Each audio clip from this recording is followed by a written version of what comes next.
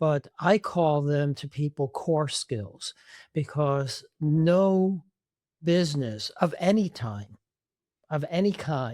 can run without those core leadership skills. And if you want to move up and scale yourself as a leader, you have to learn a whole new thing. And you could still be a doer, you could still be a fixer, but you're not doing and fixing the deliverables. You're doing and fixing an environment. You're building an environment for your people to do their best work. That is so critical. Exactly. And I think of that from even from the sports world. I'll probably get a lot of hate for this, but I'm a big Patriots fan and people talk about the Patriots way, right? And, for me, I really appreciate the idea that, there are some teams that respond well to a coach who comes in and they're like, nope, you're going to do exactly what I want you to do. And I have a very clear idea of how you should function and what you should do. But then there's others, like part of their success had been, hey, we're going to look at the individual, see what their strengths are, and create an environment where they can their strengths can be properly utilized. And we're going to change our coaching plan, our game plan to match the talent that we have.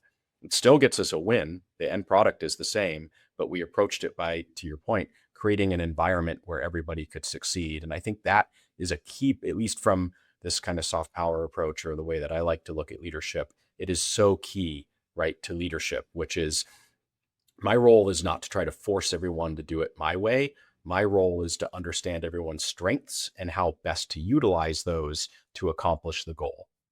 This is exactly what I mean when I talk to people about leading like a CEO. That's my latest book, that you can do and lead like a CEO at any level by taking that ownership and moving that forward. But you, Chris, you were actually CEO. Tell us, how did that come to being? And imposter syndrome yet again? Really? So, that came about a few years ago as we were evolving the company. And we were at a point in time where there was some change going on. We were restructuring the leadership team in preparation for our next stage of growth.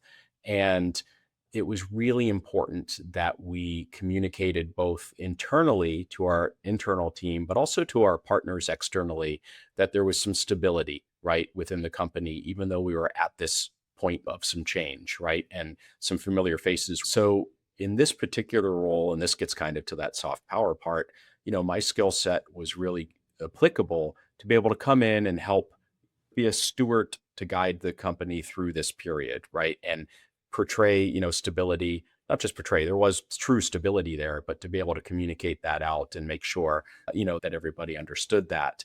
And initially, when I got the phone call, I was like, oh my gosh, like rattled. Like, really, I'm going to be CEO. Do you really want me to do that? And, we have a founder that's very involved. But what I did is I asked that clarifying question right out of the gate, like, hey, what kind of CEO, interim CEO do you actually want me to be? Right. And that was so important because my perception of what it should be, right, was different than the need. And if I hadn't asked about that up, out of the gate, that really could have been rough.